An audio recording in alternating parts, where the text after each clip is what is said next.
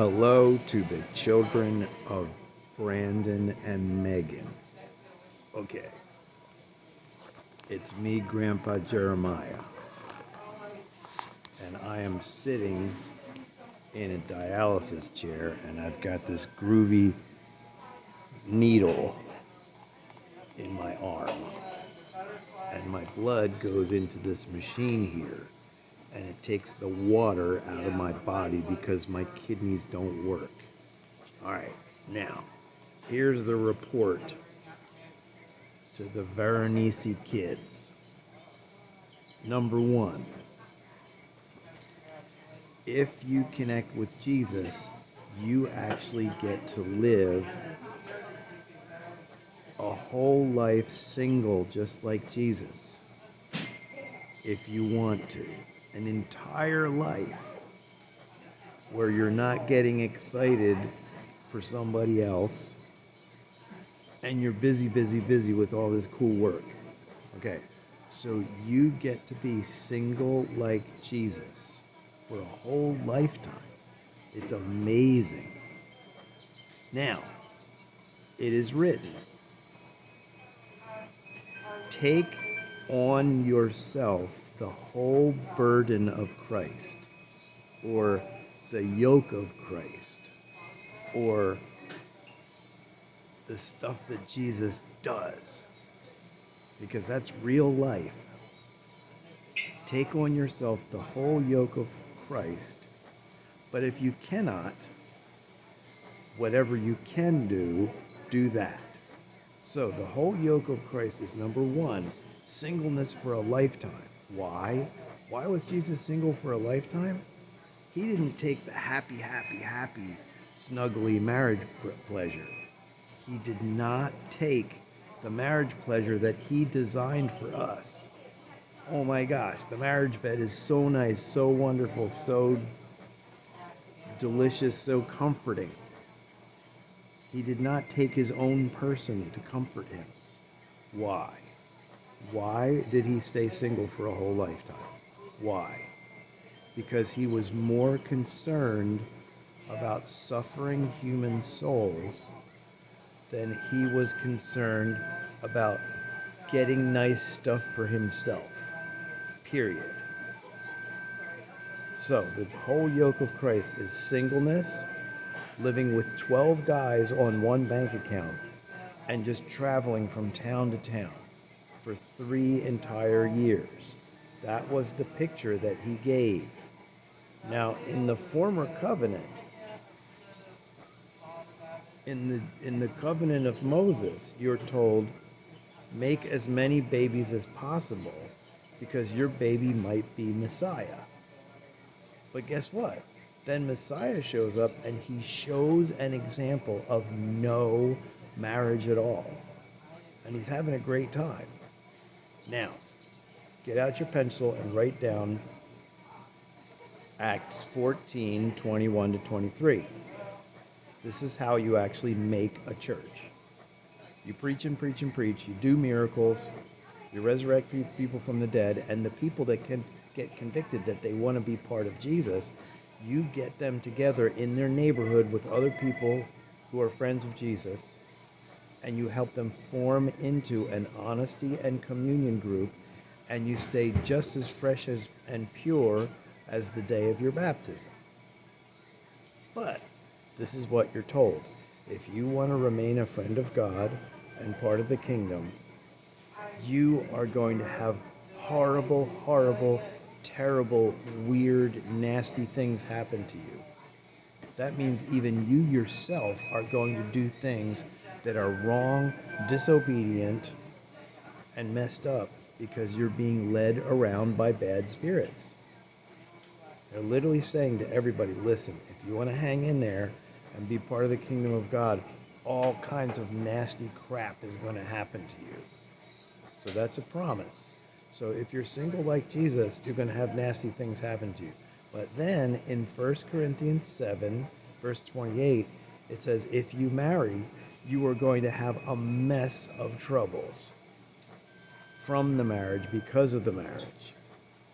And I'm telling you, a lot of times the problems are hidden. And people think everything's okay, and things are not okay. So, number one, you can be single for a lifetime, just like Jesus. And then number two, Jesus's mommy, when she had Jesus as a baby, how old was she?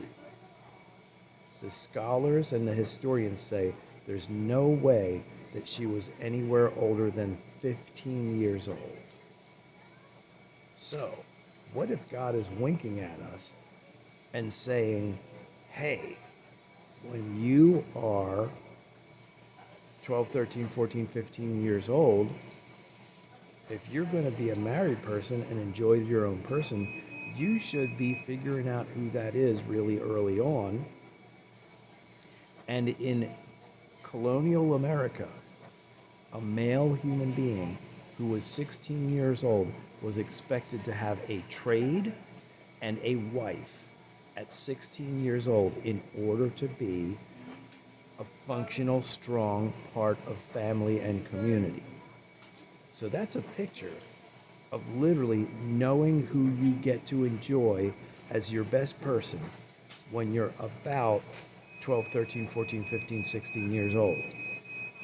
And see, the ugly satanic powers in this world realized that if they can do emotional things to cause people to put off getting married, they're going to end up having sex with somebody and then breaking up and then connecting and breaking up. There's going to be all this boyfriend, girlfriend, make-up, break-up mess. And by the time they get married, they're actually going to be ready to get divorced because they've actually broken apart from other people many, many, many times.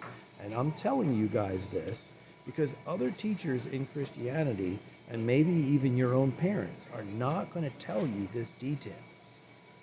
I mean, if you look at primitive natural cultures all around the world, in, wilderness and natural situations, people expect their young adult children who are reproductive. You've got, you got the flow, you got the juice, you got the ability to make a baby. When a human being has the ability to make a baby, in most peaceable cultures, they expect those people, those young adults, adult person means a person who is reproductive. They expect a reproductive person to pick a person of their own. And that means, 12, 13, 14, 15, 16 is when you're making that decision. And then science shows that people who come together in that era, that early era of life when they're a teenager, people who come together when they're a teenager are the marriages that last for a long, long, long time because they think together, they learn together, and everything that they do is, saving one another from the crazy world. Now, nobody ever taught me this stuff, but I'm telling you, I have studied and read and thought about things and listened to disasters in families. I mean, nasty disasters in families happen because Jesus' teachings are not known by the people in the church, and day-to-day life practice is not followed in the way that God designed it for the Garden of Eden.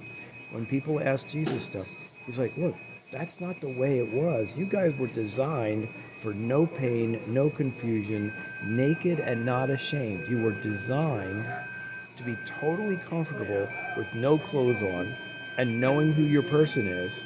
And when you see somebody naked, that doesn't do anything to your heart, and you're very happy to see that your friends that are made of marriage, you're very glad to see that they are naked and not ashamed and together, and that they fit like a puzzle and they can enjoy each other.